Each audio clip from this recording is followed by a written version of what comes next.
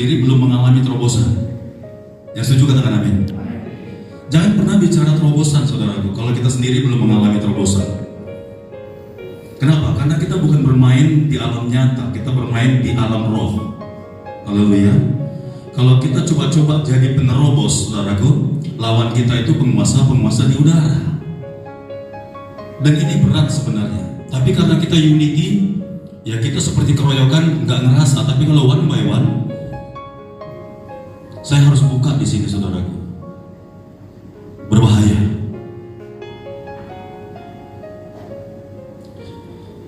Malam hari ini saya mau ngasih tahu sebuah rahasia yang ini layak untuk kita hidupi, saudara. Layak untuk kita hidupi agar kita benar-benar menjadi seorang penerobos, ya, breakthrough. Seorang penerobos itu bisa dikatakan kalau dia bisa keluar dari zona nyamannya. Breakthrough itu bisa dikatakan dia bisa menghancurkan sebuah persoalan dan menjadi seorang pemenang. Haleluya. Tapi ternyata kebanyakan banyak orang melayani, bahkan mencoba untuk masuk dalam doa terobosan, banyak yang gagal. Kita harus akui, kenapa dia gagal? Nah, saudaraku, Tuhan kita itu dikenal dengan maha kasih. Tuhan yang kita sembah itu dikenal juga dengan maha adil, betul? Maha adil. Nah, kita harus tahu bahwa Allah kita itu, yang kita sembah itu, Dia Allah yang penuh dengan maha kasihnya. Tapi jangan salah, Dia juga penuh dengan maha keadilannya. Nah, ketika kita mencoba untuk menjadi seorang penerobos, persyaratannya harus kita penuhi juga. Itu sebabnya saya sering sekali pelayanan saudara di mana-mana. Saya buka ini dan ternyata ketahuan dan mereka mengakui semuanya. Kenapa? Kerap kali kita berdiri tampil menjadi seorang pelayan Tuhan, tetapi di dalam kita nggak beres. Saudara tahu? Saya mau kasih tahu. Ketika saudara berdiri untuk menjadi seorang penerobos dan pembela, standing in the gap, maka iblis dengan mudah melihat kode etik yang dia punya. Dan dia akan bilang sama Allahnya kita, ini dimensi roh, saudaraku. Dia bilang, bagaimana kamu mau bisa berkati si A, sementara di dalam hidupnya bagiannya adalah punyaku. Saudara bisa masuk dalam cerita ini? Kalau saudara nggak ada pemberesan, ini kemarin saya ada buka kemarin ada doa di sana juga, saya buka ini. Kalau saudara nggak melakukan pemberesan dulu di sini, maka iblis akan dengan mudah melepaskan anak panahnya ke dalam hidup saudara. Makanya banyak orang jadi bulan-bulanan setan, saudaraku. Jadi hamba Tuhan, tapi keluarganya hancur-hancuran. Jadi hamba Tuhan, tapi anaknya porak-poranda. Jadi hamba Tuhan, semuanya kacau, saudara. Why? Karena ada, saudaraku, alasan iblis untuk melepaskan anak panahnya, dan dia klaim sama Tuhan. Dan Tuhan gak mau main-main, saudaraku. Dan kalau memang itu terjadi, maka kemaha-adilannya dia itu harus dilakukan. Orang yang bersalah harus mendapatkan ganjaran. Tapi ketika kita dihajar sama Tuhan karena salah, karena pelanggaran kita, ada sisi maha kasihnya dan dia akan mengampuni kita, saudara. Itu sebabnya kalau kita belajar dari tabernakel, di sini nggak ada gambar tabernakel. Kalau di gereja-gereja lama, ya GPPS itu GPDI selalu ada gambar tabernakel. Siapa yang di sini pernah belajar gambar tabernakel sedikit saja? Ada? Pak Mari pernah belajar? Kira-kira sebelum masuk yang namanya halaman, ada satu pintu di depan, betul? Berapa tiang di sana, Pak? Ada 4 tiang. Itu menunjukkan 4 Injil. Dan artinya itu setiap orang yang dari luar yang namanya Roh Maha Kudus, dia wajib kalau mau diselamatkan wajib terima Yesus itu 4 Injil. Nah, tetapi anehnya setelah masuk pintu gerbang dan melewati 4 tiang Injil itu, ternyata di halaman ada yang namanya kolam pembasuhan. Itu lambang pertobatan. Nah, haleluya saudaraku. Nah, banyak kita selama ini lalai. Kita pikir ketika kita sudah terima Tuhan Yesus, maka semua persoalan kita sudah beres.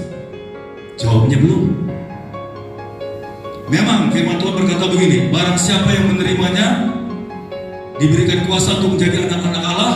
Bahkan di ayat lain berkata, barang siapa yang percaya nama Yesus, maka dia akan diselamatkan. Betul. Tetapi dalam hukum kekudusan kita nggak bisa dengan semudah itu, saudara. Itu sebabnya ketika kita masuk ke dalam pintu keselamatan itu 4 Injil, maka di depannya sudah harus kita hadapi yang namanya kolam pembasuhan, kemudian korban bakaran. Itu pertobatan. 1 Yohanes 1 ayat 9 berkata, barang siapa yang mengaku dosanya, maka Tuhan itu adil, maka ia akan mengampuni segala dosanya. Artinya apa, saudaraku? Setelah kita terima Tuhan Yesus, maka kita wajib mengakui semua dosa-dosa kita, saudaraku. Jadi selama ini terlalu gampang hamba-hamba Tuhan ngebuka tentang yang namanya keselamatan dari Tuhan Yesus dan tidak mengajarkan untuk kita mengaku semua dosa-dosa kita. Jadi ketika kita terima Tuhan Yesus, di depan itu pertobatan. Pertobatan itu artinya mengaku semua dosa-dosa kita. Apakah selama ini ketika kita terima Tuhan Yesus dan percaya kepadanya, kita sudah mengakui semua perbuatan kita? Saudara pikir kalau saudara nggak ngaku dan Tuhan akan ampuni? Nggak bisa. Harus ada dulu pengampunan, pengakuan, saudaraku. Baru yang namanya pengampunan itu terjadi. Nah, berapa banyak di antara kita yang menyembunyikan pelanggaran dan dosa itu, saudaraku? Nanti kita masuk. Coba kita buka dulu deh, kita Yeskiel ya. Kita Yeskiel. Nah, sebenarnya Tuhan mau bawa kita masuk ke dalam kehidupan yang luar biasa dari Tuhan.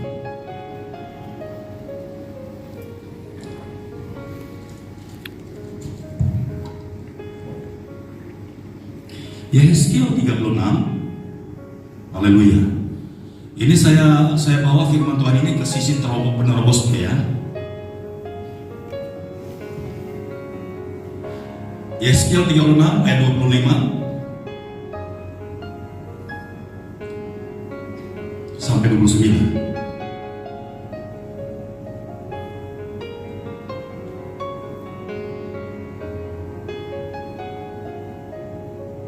Sudah dapat? Oke, demikian firman Tuhan ayat 25. Aku akan mencurahkan kepadamu air jernih yang akan mentahirkan kamu dari segala kenajisanmu dan dari semua berhala-berhalamu. Aku akan mentahirkan kamu. Ayat 26. Kamu akan kuberikan apa? Halo? Hati yang baru, saudaraku. Terus.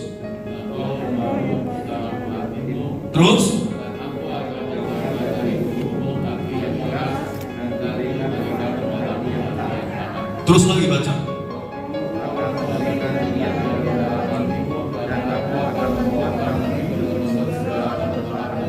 Ya.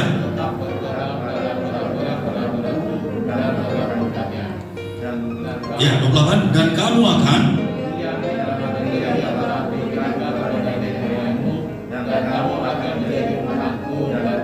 menjadi Allahmu. 29 sama-sama. Aku akan melepaskan kamu dari segala dosa kenajisanmu, dan aku akan menumbuhkan gandum serta memperbanyaknya, dan aku tidak lagi mendatangkan kelaparan atasmu. Oke, saya baca di ayat 25. Aku akan mencurahkan kepadamu air jernih yang akan mentahirkan kamu dari segala kenajisanmu dan dari semua berhala-berhalamu. aku akan mentahirkan kamu, kamu akan kuberikan hati. Wow, haleluya. Berhala apa yang Tuhan maksudkan di sini? Apakah patung-patung di rumahmu? Apakah keris yang saudara simpan? Apakah jimat-jimat yang pernah saudara terima dari seorang dukun? Bukan. Ini bicara tentang apa tadi? Hati. Ternyata Tuhan bilang berhala yang ada di hatimu itu harus dikeluarkan. Ini yang menghalangi orang untuk jadi penerobos. Haleluya. Tahu ya, Tuhan sedang berurusan dengan siapa di situ? Apakah benda-benda mati di rumahmu? Tidak. Tapi di sinimu. Mungkin saudara tanya sama saya, Pastor, kalau gitu berhala apa? Begini saya ceritakan saudara. Dulu ketika saya masih kecil, kehidupan kami sederhana, bisa dikatakan di bawah rata-rata, dan bisa diucapkan itu miskin. Tapi hebatnya sepupu dari papa saya, karena opanya kakak beradik, itu berhasil semua kaya. Tapi ketika saya sekolah saudaraku, dari SMP saya selalu berprestasi dan juara umum. Dan kalau ditanya sama keluarga-keluarga, dan kabarnya selalu menggembirakan, papa saya bangga punya anaknya pintar dan juara satu. Tetapi setelah saya tamat SMA dan seharusnya saya kuliah dan nggak jadi orang susah, tapi saya akhirnya nggak kuliah. Why? Karena saya nggak punya dana. Lalu di hati saya muncul gini saudara, aduh, buat apa lah saya punya saudara, punya om, orang kaya, tapi kok gak mau bantu aku ya? Mungkin papa saya udah ngomong dengan halus barangkali, tapi gak ada pertolongan saudaraku. Lalu mulai timbul di hati saya, oke, gak apa-apa, Tuhan bisa rubah hidup saya. Kita lihat nanti, apakah hidup saya akan hancur atau hidup saya akan berubah. Tapi yang pasti aku akan ingat, oh begini rupanya. Kira-kira siapa yang pernah mengalami kisah-kisah seperti ini? Ada? Timbul di hati saya apa? Kecewa. Timbul di hati saya sakit hati. Timbul di hati saya marah. Banyak lagi hal-hal lain yang kadang-kadang kita nggak sadar saudara. Itu kisah saya yang sederhana, belum lagi kisah saudara yang mungkin kalau saudara cerita dan yang kalau kita samakan kasus ini, saya percaya kalau kita mau jujur di hadapan Tuhan, ada banyak berhala yang ada di dalam hatimu. Benci, marah, dendam, kepahitan. Mungkin karena perlakuan bapakmu, mungkin karena perbuatan ibumu, atau mungkin teman-temanmu saudara. Tapi itu saudara simpan di sini dan saudara gak pernah keluarkan. Saya mau katakan saudaraku, itulah penghalang buat dirimu untuk menjadi seorang penerobos di hadapan Tuhan. Why? Karena iblis tahu itu produknya dia.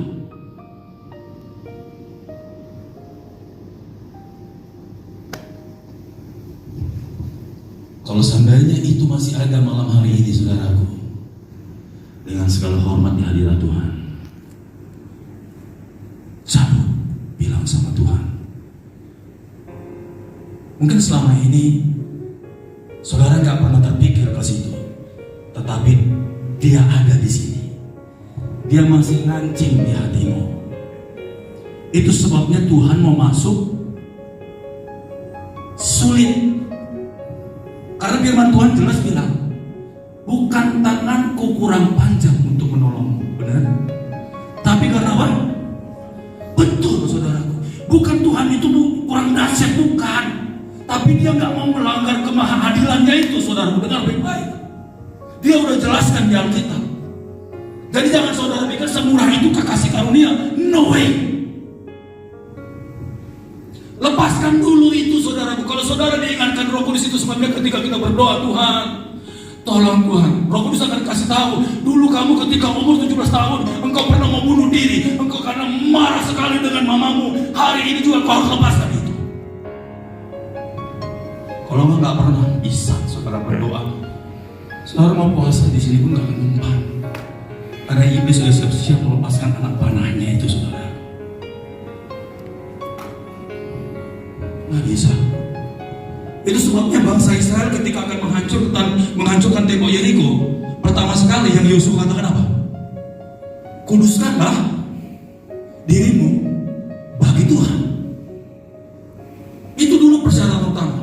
Lalu mereka disuruh puasa. Kalau enggak, tembok yang tebalnya itu mungkin segedung ini lebarnya, nggak akan bisa hancur.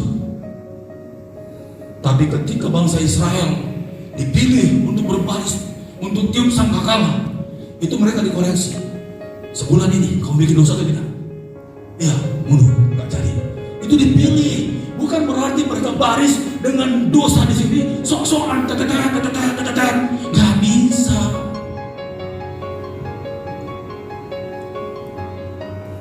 Saya percaya saudara, kalau yang malam hari ini saja mau lakukan pemberesan itu dan buang semuanya itu, nggak usah susah-susah saudara rebut hadirat Tuhan, nggak susah-susah.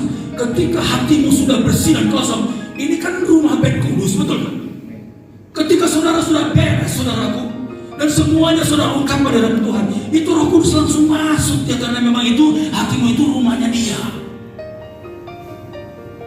Selama ini kita mengkap-mengkap nyembah, rama sikala rama. Roh Kudus yang dibilang aku di luar, aku bukan di dalam engkau. Makanya kalau orang benar itu dahsyat saudaraku.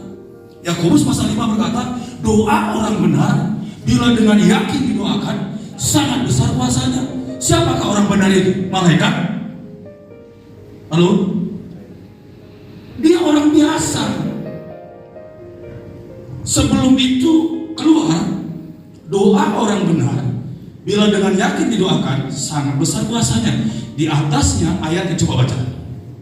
Coba, mari. Sebelum ayat itu, apa yang mereka lakukan?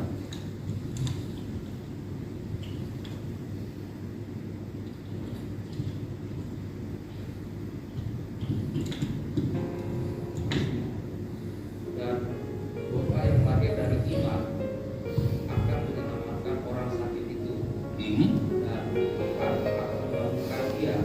Terus?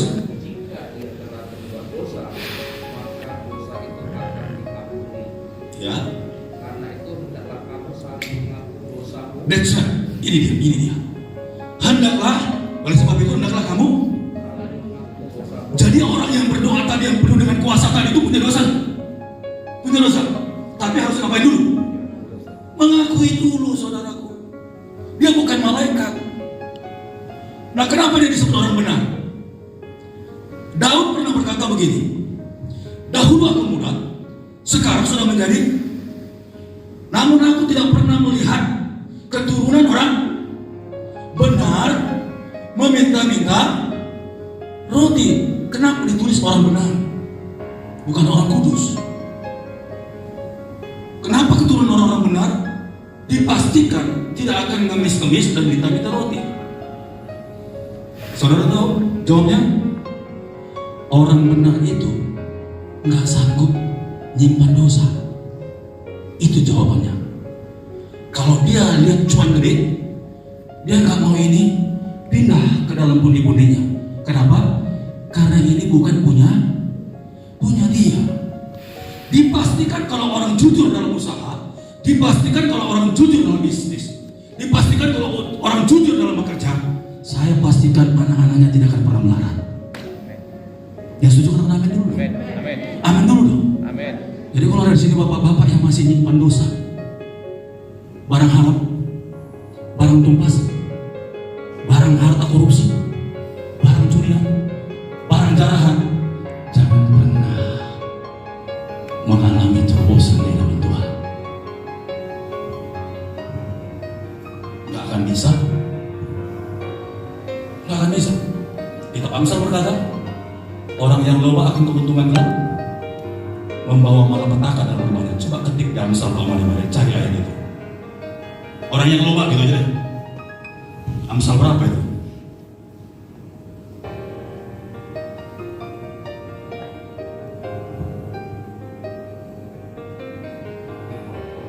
Orang yang loba, enggak pakai kata. Benar nggak saya ngomong? Amsal, coba bacakan. Tulisan apa? Oh bukan, orang yang loba akan keuntungan gelap. Amsal 1 ayat 19. coba baca. Demikianlah pengalaman setiap orang yang loba akan keuntungan gelap dan mengambil nyawa orang yang mempunyainya. Bukan, akan merusak rumah tangganya. Gak apa-apa, coba. Jadi kita sambil belajar ayat. Yang sudah ketemu katakan ini gitu. Pasal 15 ya? Coba baca itu.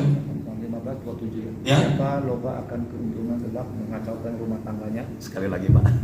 Siapa loba akan keuntungan gelap mengacaukan rumah tangganya, tetapi siapa membenci suap akan hidup. Ini yang namanya terobosan. Haleluya. Amin. Ini benar saudara. Nanti kalau kita bahas lagi di kitab Ulangan, ketika orang Israel masuk ke tanah Kanaan, itu mereka melihat ada rumah di dindingnya itu tanda-tanda kusta. Tapi nanti kapan-kapan kita bahas itu. Dan itu nggak bisa ditempati. Artinya kita harus berani nanggung konsekuensi. Kalau memang benar, maaf ini saya korek saudaraku, saya harus bicarakan kebenaran. Kalau memang saudara tahu bahwa di rumah saudara ada barang rampasan dan itu bukan dari Tuhan, masih layak dipertahankan atau harus dilepas? Halo? Itu sama kalau saudara punya patung atau keris. Saudara dulu pernah mungkin pergi ke gunung untuk nyembah itu, dan sekarang saudara percaya sama Tuhan dan terima keselamatan, dan Roh Kudus bilang itu keris harus dibuang. Itu sama saudaraku, kalau saudara tahu bahwa di rumah saudara itu tersimpan barang curian, tapi masih saudara simpan. Bagaimana kita mau jadi anak Tuhan? Pantas kan? Hah? Serius? Hah? Pantas kan jadi anak Tuhan seperti itu? Tidak.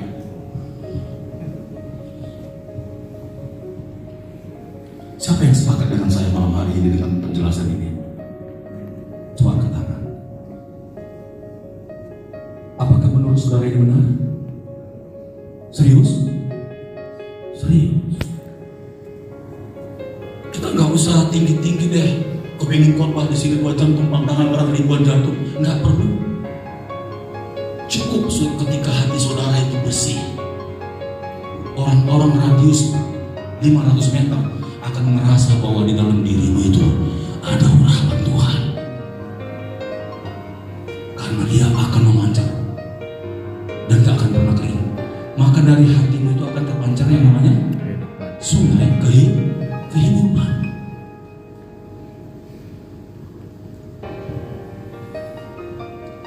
Saya yakin kalau kita semuanya mulai masuk dalam dimensi ini, ketika saudara di sini doa dan nyembah, itu jemaat ini akan terimpartasi yang namanya air dari surga itu. Nggak tahan saudara, nggak usah mesti tumpang tangan, tumpang kaki, nggak usah.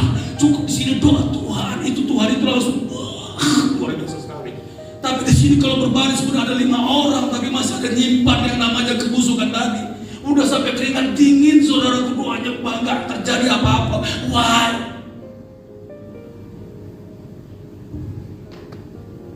Come on. Ini kan yang mau kita kejar.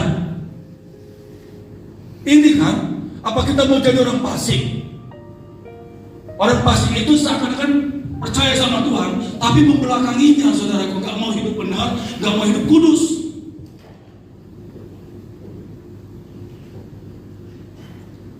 Nih ya, saya bilang ya, kalau seandainya di depan saya ini adalah kemuliaan Allah yang penuh dengan cahaya terang, perhatikan ya, Ini ilustrasi tapi profetik.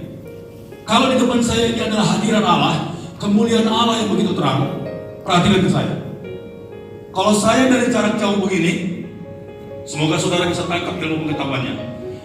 Kalau saya masih jauh dari dia, kira-kira bayangan saya panjang nggak? Bayangan hitam itu? Hah? Ayo dong, benar dulu kita. Kalau di situ terang kemuliaan Tuhan, bercahaya, saya masih jauh dari dia. Lalu dia memancar ke saya kan? Kalau ada cahaya bisa saya sampelin. Dia memancar ke saya, tapi saya masih jauh dari dia. Kira-kira bayangan saya, bayangan hitam ini panjang atau pendek? Wah, IPA-nya berapa ya? Tapi kalau saya misalnya semakin dekat sama Tuhan, bayangan saya panjang atau pendek? Makin dekat. Itu dia, saudara.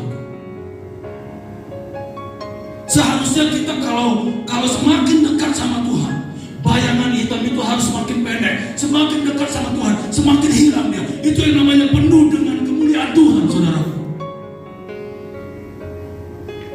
Tapi orang pasti dia coba dekati Tuhan, tapi dia belakangi Tuhan. Apa yang terjadi, saudara? Bayangannya justru dihadapinya. Benar kan? Benar kan? Makanya orang fasik itu gak pernah beres, Pak. Tapi kalau orang benar, sekalipun dia punya bayang kelam, ketika dia semakin dekat dengan Tuhan, terus berjuang, dia lepas semuanya, bayangannya semakin pendek kekelaman itu, betul ya? Nih kayak saya ini, tuh, makin pendek. Dewa cahayanya di mana nih? Ini. Kalau saya persis di atas kepala saya itu kemuliaan Tuhan, punya bayangan? Tak ada. Tangkap gak di pesan Tuhan ini? Tangkap kan? Ini yang mau Tuhan. Come on. Saudara tahu? Itu sebabnya Mazmur 1 berkata, berbahagia orang-orang benar-benar yang tidak duduk dalam kumpulan pencemooh, apalagi yang tidak mendengarkan nasihat orang fasik, betul? Yang kesukaannya ialah merenungkan Taurat siang dan malam. Merenungkan Taurat Tuhan siang dan malam. Wow. Mazmur 1 itu dikatakan begini lagi. Apa saja yang diperbuatnya berhasil. Di atasnya ditulis lagi ada ayatnya. Ia seperti pohon yang ditanam di tepi aliran air, yang selalu berbuah pada musimnya dan yang tidak pernah layu daunnya. Apa saja yang diperbuatnya berhasil. Saya mau tanya sama saudara semuanya, ia seperti pohon yang ditanam di tepi aliran air. Pertanyaan saya, di mana sebenarnya pohon itu ditanam? Di mana? Ini yang anak-anak Tuhan harus tahu. Selama ini kita nggak ngerti. Ia seperti pohon yang ditanam di tepi aliran air. Saya bilang begini, orang yang penuh dengan hadirat Tuhan, yang penuh dengan roh sukacita, sekalipun dia naik oplet yang preot-preot, saudaraku, tapi karena hatinya damai dan sukacita, ia seperti naik taksi, betul? Orang yang sekalipun makan tempe di rumahnya, makan ikan asin, tapi karena dia penuh dengan ucapan syukur, dia merasa bahwa ikan tempe itu jadikan kaki percikan, betul? Ia seperti, apakah tempe tadi itu memang kentaki? Ia seperti pohon yang ditanam di aliran air. Di mana dia ditanam? Di mana? Ia seperti, lihat bahasanya, pohon yang ditanam di tepi aliran air. Belum tentu di pinggir sungai yang ditanam, bisa jadi di padang gurun. Tapi firman Tuhan berjanji, tidak pernah kering daun-daunnya dan tidak pernah layu, tapi selalu berbuah pada musimnya, padahal dia hidup di padang gurun. Masuk akal? Kenapa? Karena akarnya itu dia tancapkan kepada yang punya kehidupan. Makanya orang yang jujur gak akan pernah miskin. Nggak salah Daud berkata, dahulu aku muda, sekarang sudah menjadi tua, dan aku tidak pernah melihat keturunan orang benar meminta roti. Ini yang namanya breakthrough. Saya yakin saudara, kalau kita sudah mulai menjadi hidup benar, firman Tuhan berkata, ketika nama Tuhan ditinggikan, dipuji, Dia sendiri yang akan menarik bangsa-bangsa.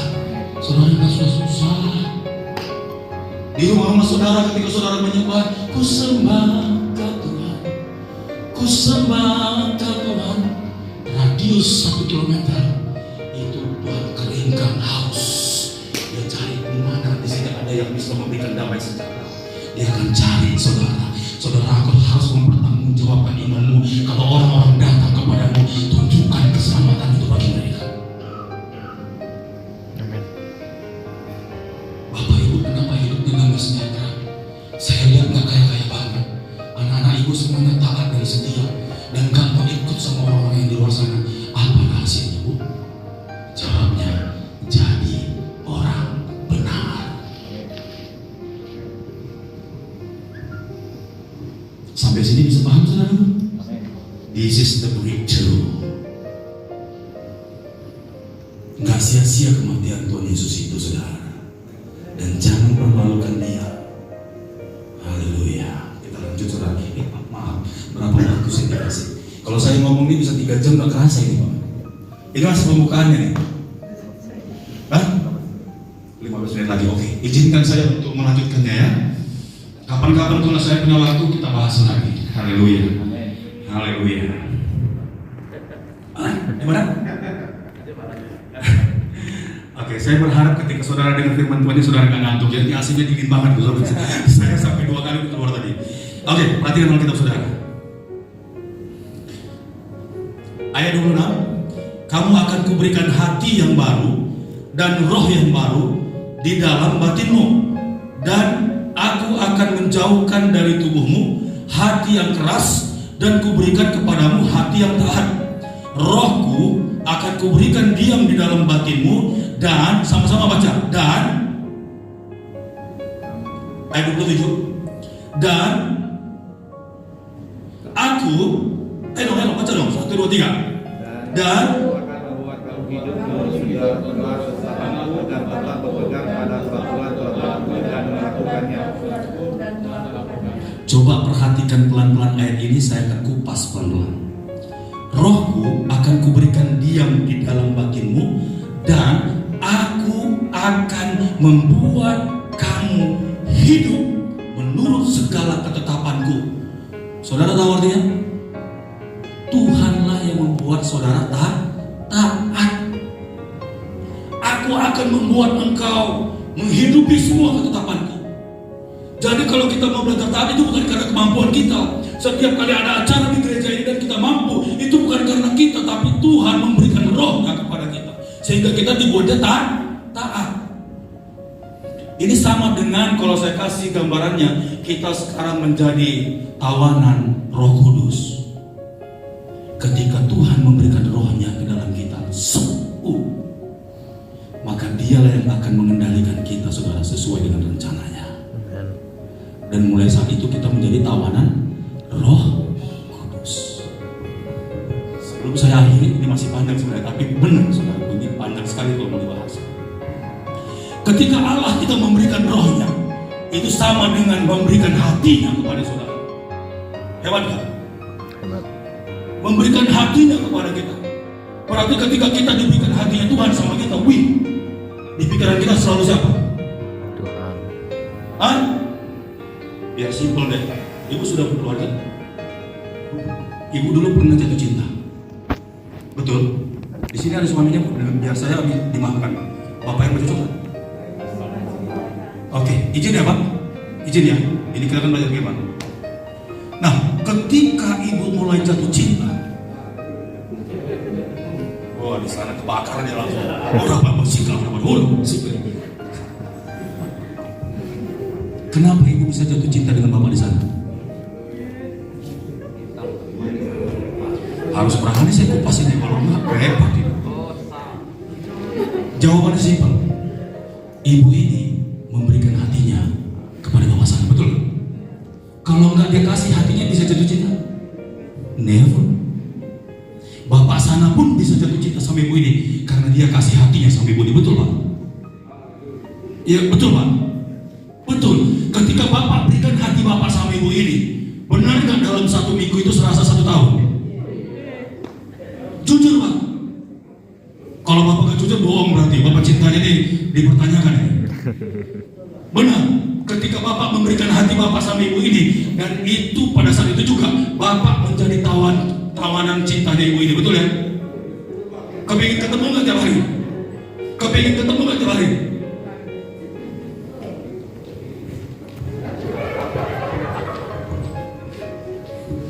Ibu jujur ya, ketika ibu memberikan hati ibu sama bapak sana, dan ibu jatuh cinta, kepingin ketemu nggak tiap hari? Jawab dengan jujur. Ayo, kita permalukan setan. Iya Pak. Gak usah berat-berat. Gak usah berat-berat. Itu ibu kepala juga perlu kita selidiki juga. Ibu, saya berani lah karena saya hamba Tuhan kan, bukan cuma aku.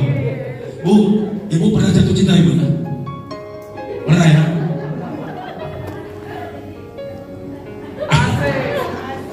Tolong dipastikan Bu, ketika ibu mulai jatuh cinta dengan hamba Tuhan ini, ibu kasih hati. Begitu juga Pak Cito kan, ketika sudah mulai kelihatan dan mulai sepakat jatuh cinta, ibu kepingin ketemu nggak tiap hari? Yakin Bu?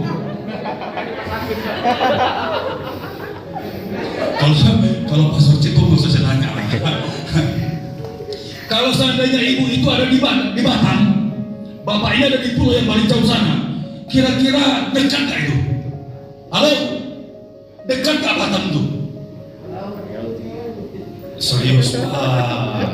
Kalau orang sudah jatuh cinta, 1 pulau pun itu serasa cuma 5 menit saudara. Udah jatuh cinta belum? Jangan buru-buru. Serius.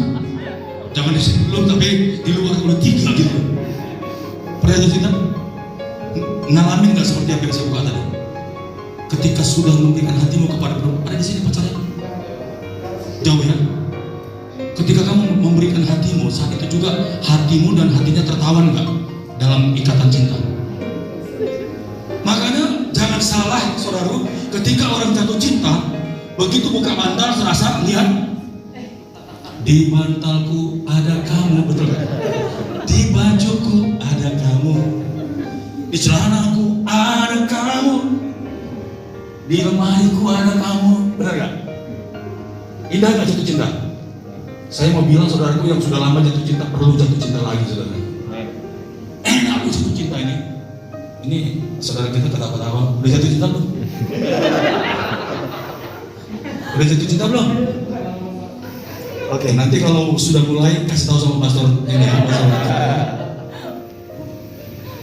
Halo, saya mau katakan begini saudaraku. Ketika Pak Cipto ini sedang jatuh cinta, sekalipun jauh sebenarnya, nggak cukup 1 kali naik oplet, harus nyebrang dulu pakai kapal, baru naik taksi lagi, baru naik Grab lagi saudaraku. Itu nggak masalah, naik. Bahkan yang lebih hebatnya lagi, ketika Pak Cipto ini sedang akan melampiaskan rasa cintanya, kira-kira waktu dia kunjungi ibu gembala sana, tangan kosong atau ada bawaan? Halo? Kita tanya Pak Cipto dulu. Pak Cipto, jujur Pak Cipto, ketika mau datang dulu sama ibu sana, mau waktu kunjung pacar malam minggu, Pak jujur Pak, Bapak bawa apa? Buat cinta. Bu, jangan pernah mau kalau cuma cinta Bu.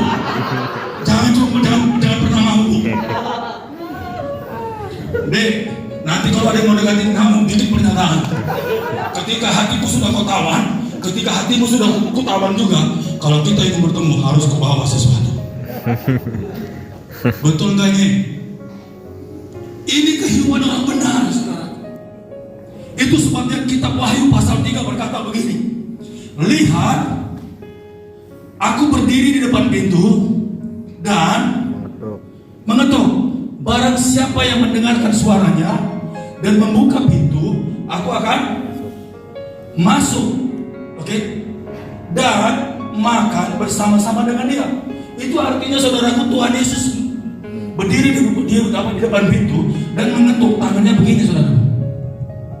Bisa lihat gaya saya? Serang bawa apa?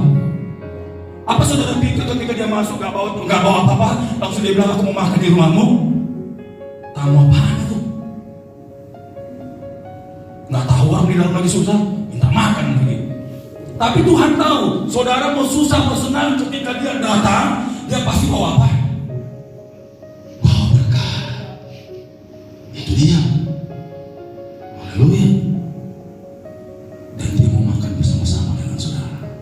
Halo. This is the breakthrough.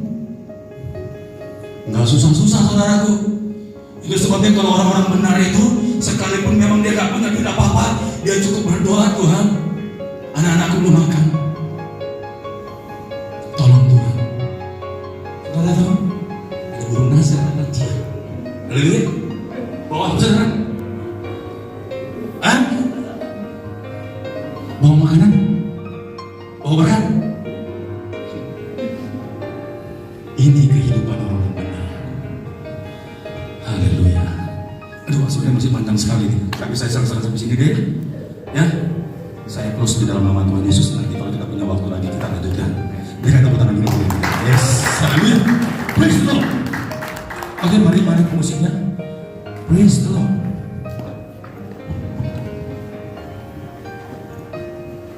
Tolong singer bantu saya, karena suara saya udah 5 hari ini memang udah perang, saudara.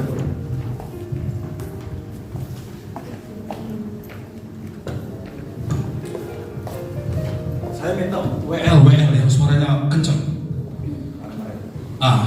Tadi Pak Mari suaranya kayak disembunyiin. Kalau saya gini kan lepas ya. Nggak tahu kenapa, malu mungkin untuk KKR Natal kali ini simpan ya. Nggak apa-apa lah. Ini hamba ini. Maju lagi dikit Pak. Oke. Ku sembah Kau Allahku. Bapa dan sahabatku. Engkau yang pedulikan. Kau yang pedulikan seluruh hidupku. Katakan walaupun lewati lembah segala, walau lewati lembah,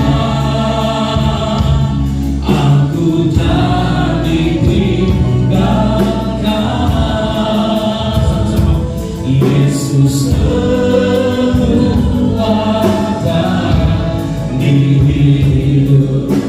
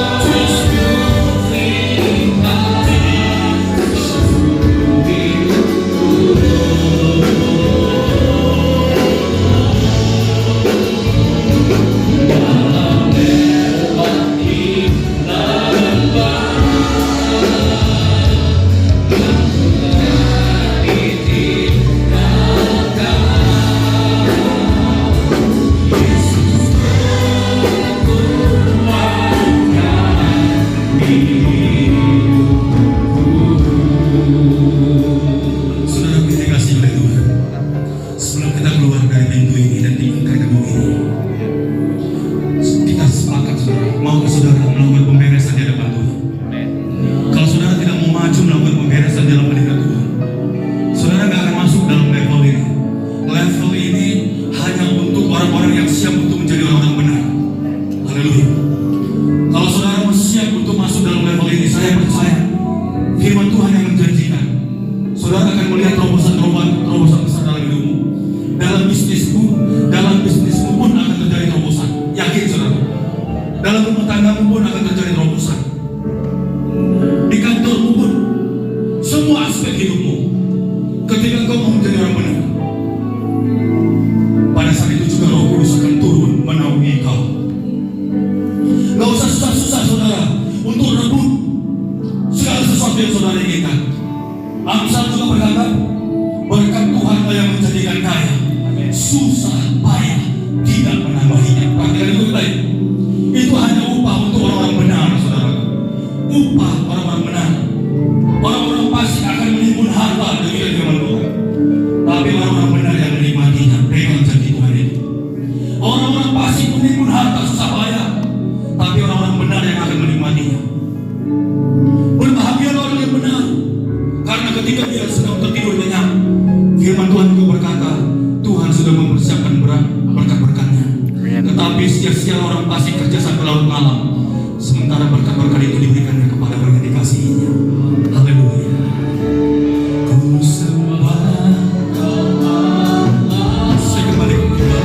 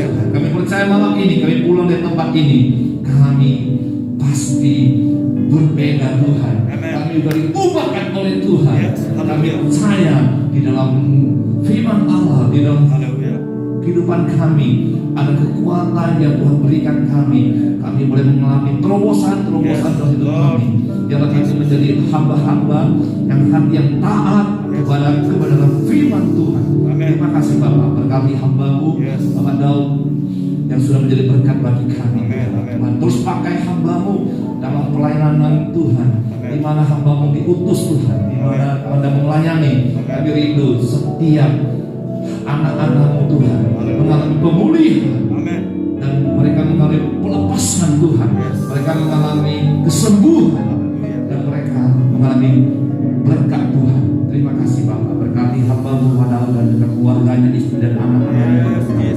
Terima kasih Bapak, bukan kebetulan malam ini dia hamba-Mu Tuhan kirim ke tempat ini, tapi akan bersama-sama sebentar kami akan pulang Tuhan. Kami akan tutup dalam ibadah doa terusan malam ini. Kami bersyukur buat semua yang sudah hadir pada malam ini. Sebentar kami mau pulang Tuhan. Sebelum kami pulang kami rindu untuk menerima berkat hadirat Tuhan. Angkat kedua tangan dan siap menerima berkat Tuhan. Pulang dan terima berkat damai sejahtera. Sukacita yang berlimpah bersama dengan Roh Kudus yang selalu menyertai kita, menguatkan kita, menghibur kita mulai hari ini sampai selama